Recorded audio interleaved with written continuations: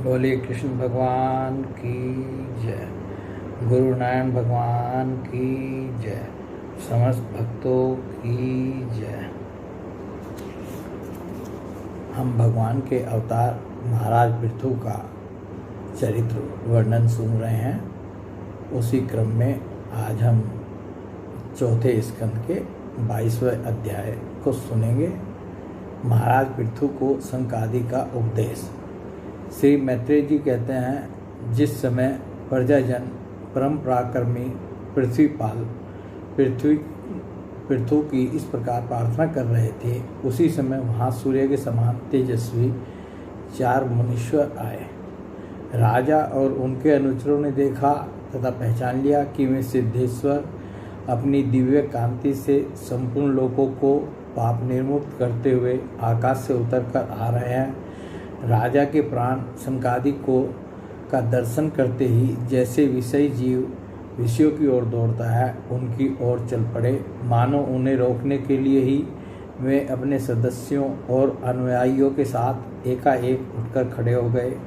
जब वे मुनिगण अर्घ्य स्वीकार कर आसन पर विराज गए, तब शिष्टाग्रणी पृथु ने उनके गौरव से प्रभावित हो विनयवश गर्दन झुकाए हुए उनकी विधिवत पूजा की। फिर उनके चरणों तक को अपने सिर के बालों पर छिड़का।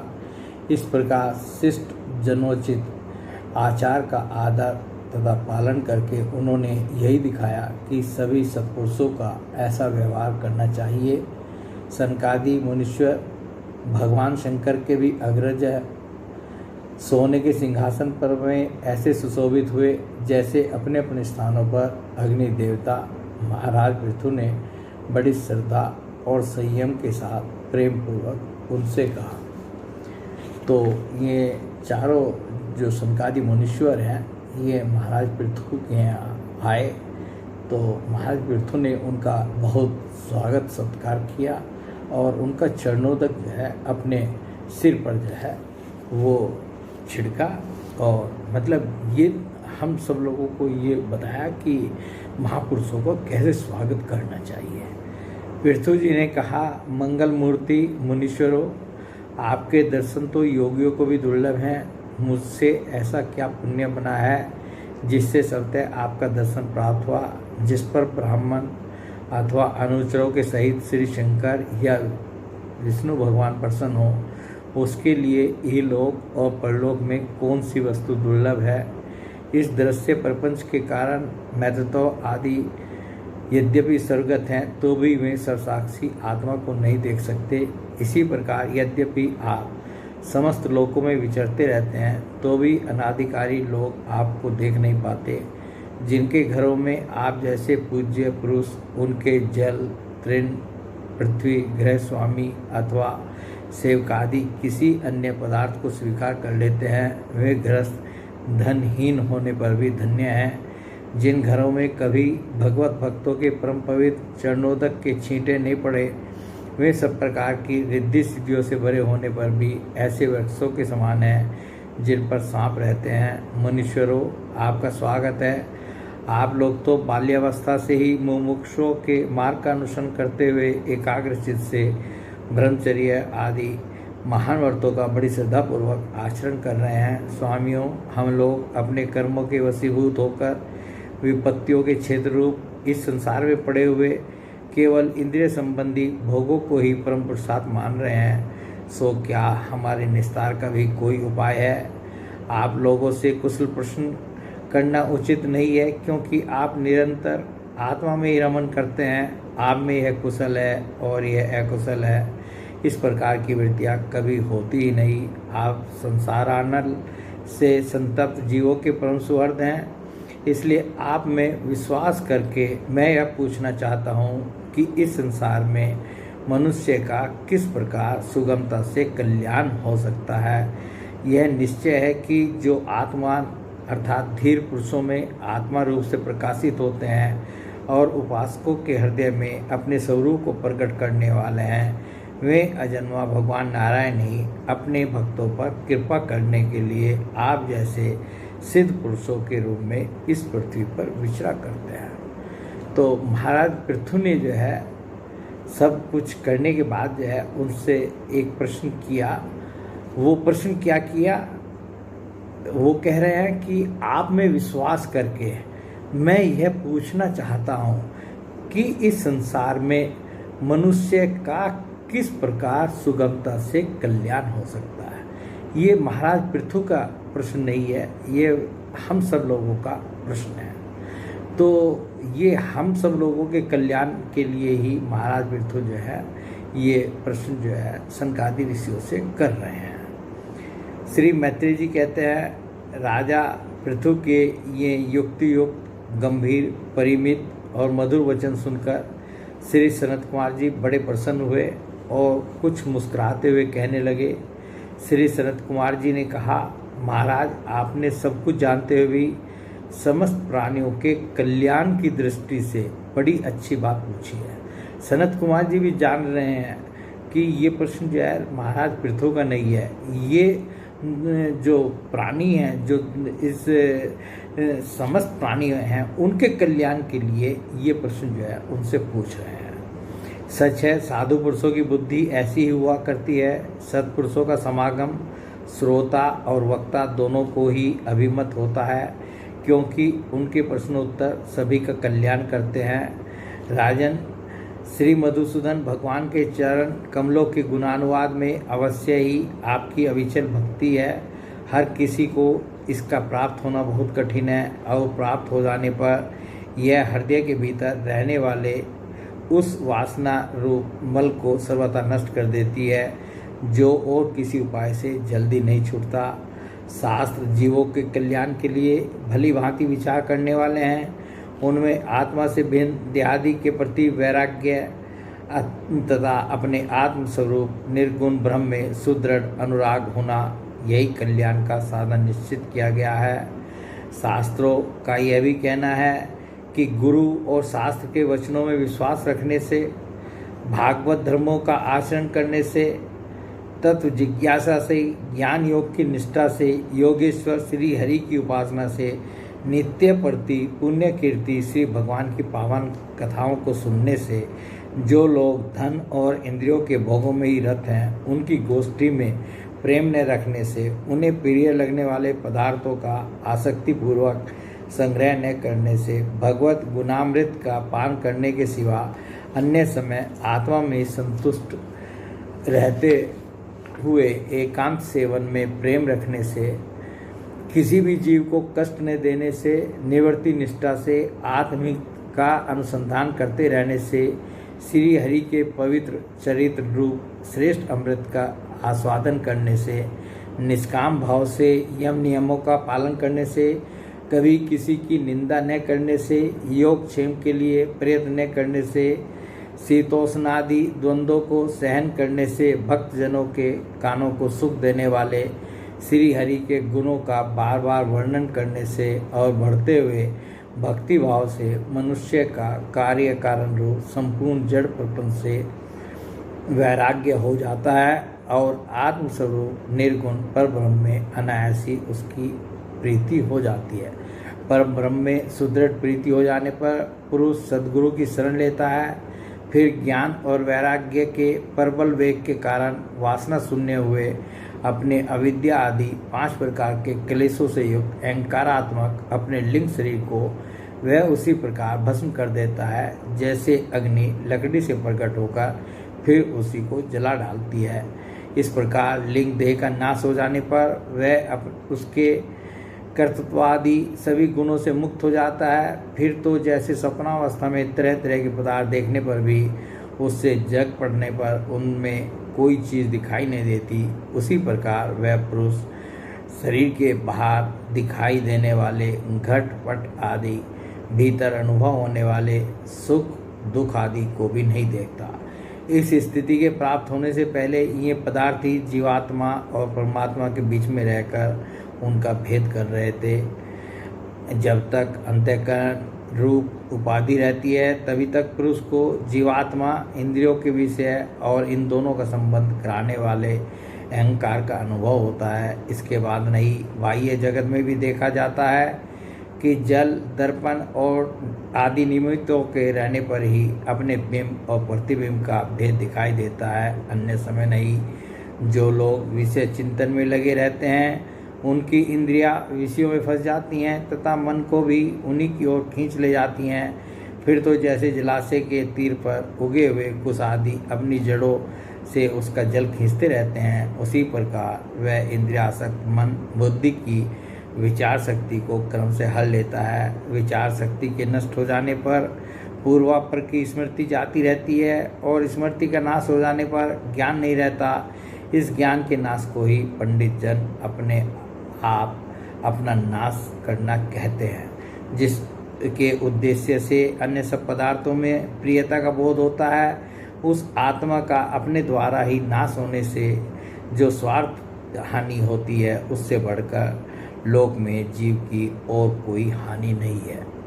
ये सब जो है जो प्रश्न जो है राजा पृथु जी ने सनकादि मुनियों से पूछा था, वो उसके उत्तर में जो है वो उनको ये उपदेश दे रहे हैं, ये समझा रहे हैं। धन और इंद्रियों के विषयों का चिंतन करना मनुष्य के सभी पुरुषार्थों का नाश करने वाला है, क्योंकि इनकी चिंता से वह ज्ञान और विज्ञान से भ्रष्ट होकर वृक्ष आदि स्थावर योनियों में जन्म पाता है। इसलिए जिसे अज्ञानांधकार से पार होने की इच्छा हो, उस पुरुष को विषयों में आसक्ति कभी नहीं करनी चाहिए, क्योंकि यह धर्म, अर्थ, काम और मोक्ष की प्राप्ति में बड़ी बाधक है।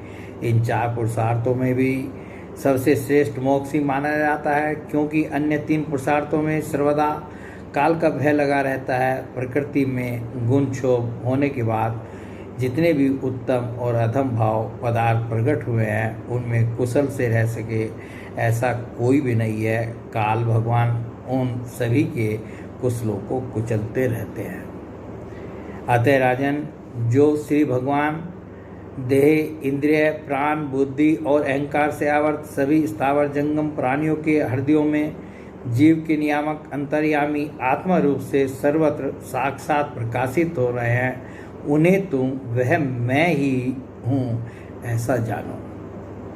तो सनकादि ऋषियों ने राजा पृथु को क्या कहा कि जो परमात्मा जो है सबके अंतर में जो है रहते हैं, अंतर्यामी रूप से, आत्मा रूप से सर्वत्र साक्षात प्रकाशित हो रहे हैं, उनको तुम ये समझो कि वह मैं ही हूँ ऐसा जानो।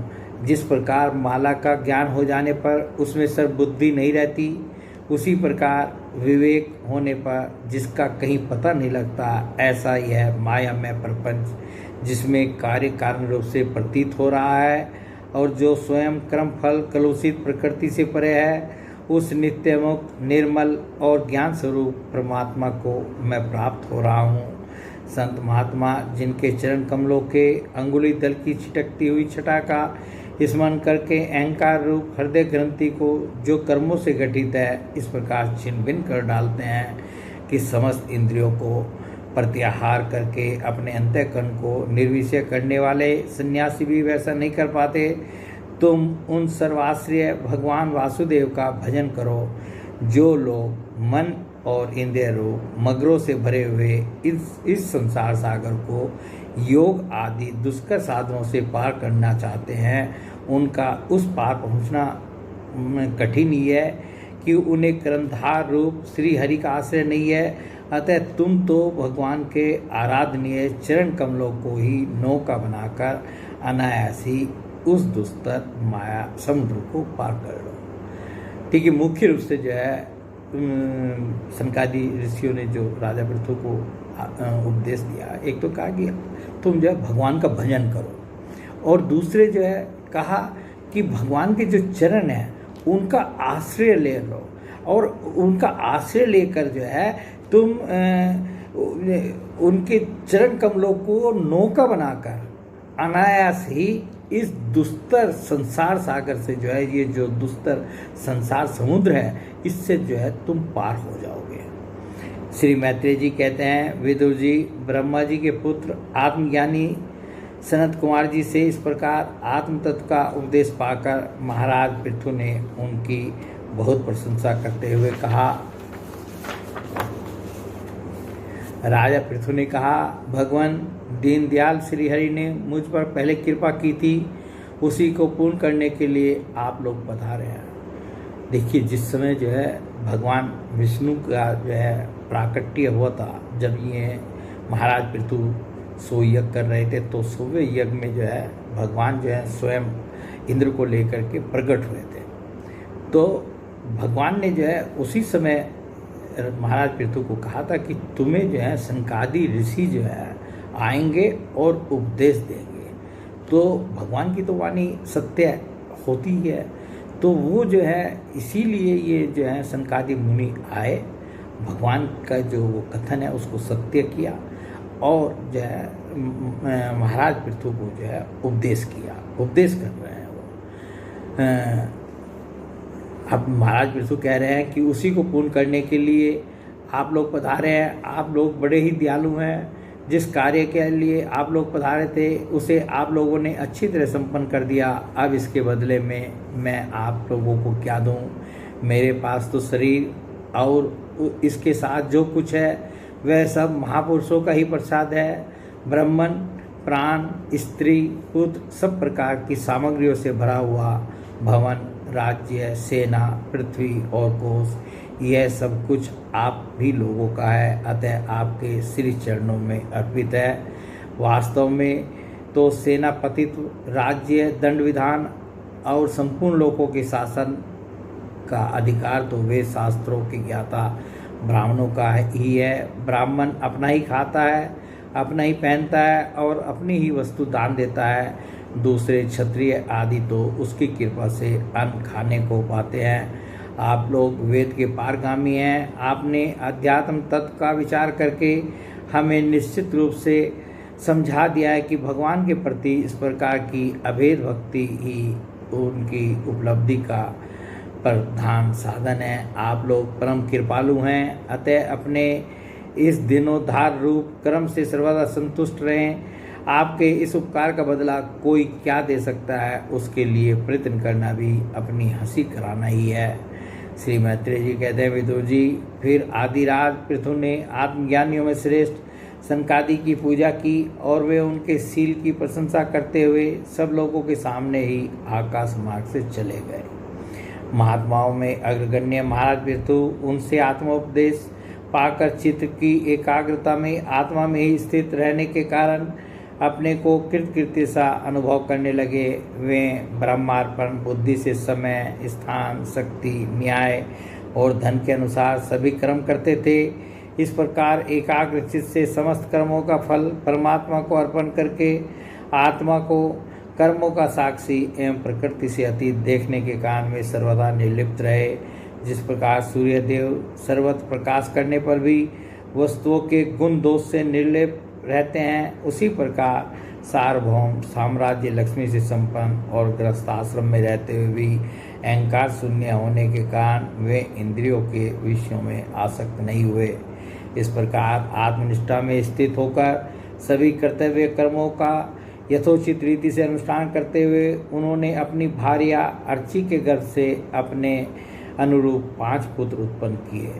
महाराज पृथु के जो है अर्ची उनकी धर्मपत्नी थी, उनसे जो है 5 पुत्र हुए। उनके नाम विजतासव, धूम्रकेश, हर्यक्ष, दर्विन और वृक्क थे। महाराज पृथु भगवान के अंश थे। वे समय समय पर जब जब आवश्यक होता था जगत के प्राणियों की रक्षा के लिए अकेले ही समस्त लोकपालों के गुण धारण कर लिया करते थे।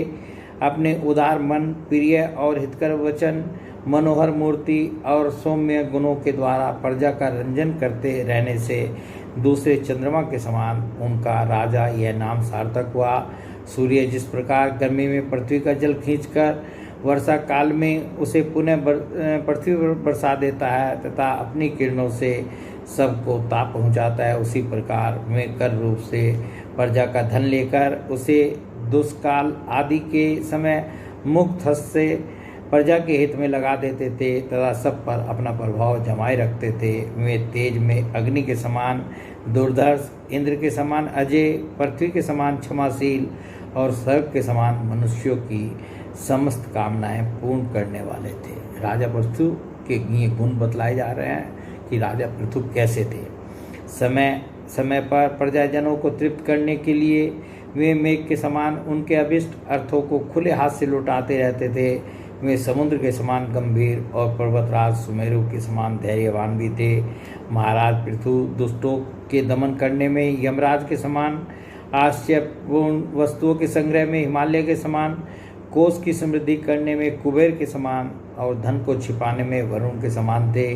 शारीरिक बल, इंद्रियों की पटुता तथा पराक्रम में सर्वत्र गतिशील वायु के समान और तेज की असह्यता में भगवान शंकर के समान थे। सौंदर्य में कामदेव के समान, उत्साह में सिंह के समान, वात्सल्य में मनु के समान और मनुष्यों के आधिपत्य में सर्वसमर्थ ब्रह्मा जी के समान थे। ब्रह्म विचार में बृहस्पति, इंद्रिय जय में साक्षात श्री हरि तथा गो ब्राह्मण गुरुजन एवं भगवत भक्तों की भक्ति, लज्जा, विनय, शील एवं परोपकार आदि गुणों में अपने ही समान अर्थात अनुपम थे। लोग त्रिलोकी में सर्वत्र उत्सव से उनकी कीर्ति का गान करते थे। इससे वे स्त्रियों तक के कानों में वैसे ही प्रवेश पाए हुए थे जैसे सत्पुरुषों के हृदय में श्री राम। तो ये अध्याय जो है पूर्ण होता है। बोली भगवान श्री कृष्ण महाराज की जय, गुरुनारायण भगवान की जय, समस्त भक्तों की जय।